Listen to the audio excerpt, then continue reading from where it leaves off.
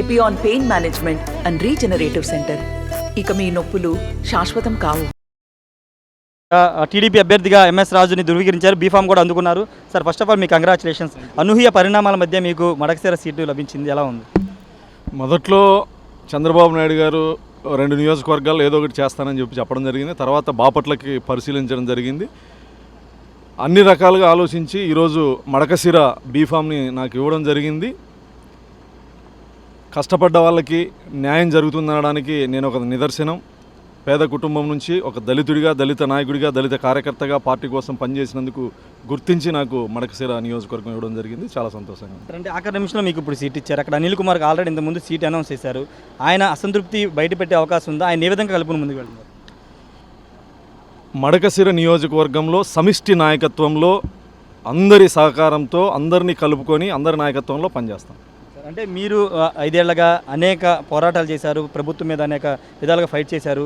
ఇప్పుడు ఈ ఫైటింగ్ కానీ లేకపోతే మీరు చేసిన పోరాటానికి లభించిన గుర్తింపు అనుకోవాలి.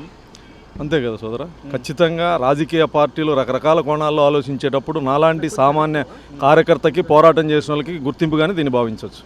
ఫైనల్గా గెలుపు అవకాశాలు ఏ విధంగా ఉండే అవకాశం ఉంది? ఖచ్చితంగా మడకశిర నియోజకవర్గంలో గ్రామీణ స్థాయి నుంచి రాష్ట్ర స్థాయి వరకు మండల నియోజకవర్గ అందరి నాయకుల్ని కలుపుకొని ఖచ్చితంగా మడకశిర నియోజకవర్గంలో విజయకేతనం ఎగరేస్తాం. అనంతపురం జిల్లా క్యాండిడేట్ల మీద మీ అధ్యక్షుడు విమర్శలు చేశారు. లారీ డ్రైవర్ అని, లేకపోతే అలా వాళ్ళకి టికెట్లు ఇచ్చారని ఒక విమర్శలు చేశారు. దాని ప్రభావం ఉండే అవకాశం ఉంది?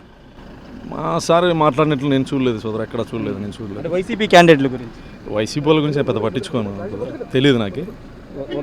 All the best sir. Thank you. మొత్తంగా అయితే ఖచ్చితంగా అది కష్టానికి తగిన గుర్తింపని చెప్తున్నారు ఎంఎస్ రాజు. ఆఖరి నిమిషంలో సీటు కేటాయించడం పట్ల సంతోషం వ్యక్తం చేస్తున్నారు. మొదటి బాపట్ల ఇస్తారని చెప్పారు, కానీ తర్వాత అక్కడ ఆల్టర్నేటివ్ ఇవ్వాల్సి వస్తడం వల్ల ఇప్పుడు మడకశిర కేటాయించారు ఎంఎస్ రాజు చెప్తున్నారు. ఏదేమైనప్పటికీ మార్పులో భాగంగా మడకశిర అనిల్ కుమార్కి సీట్ ఇచ్చినప్పుడు ఇప్పుడు ఆయన స్థానంలో ఇప్పుడు ఎంఎస్ రాజు సీట్ ఇవ్వడం పట్ల ఆయన కూడా హర్షం వ్యక్తం చేస్తున్నారు. Camera person ప్రసాద్తో Rayesh RTV, Undavalli నుండి. మరిన్ని వీడియోస్ కోసం ఛానల్ ని సబ్స్క్రైబ్ చేయండి, లేటెస్ట్ అప్డేట్స్ కోసం వాట్సాప్ ఛానల్ ని ఫాలో చేయండి, అండ్ లింక్ డిస్క్రిప్షన్ లో ఉంది.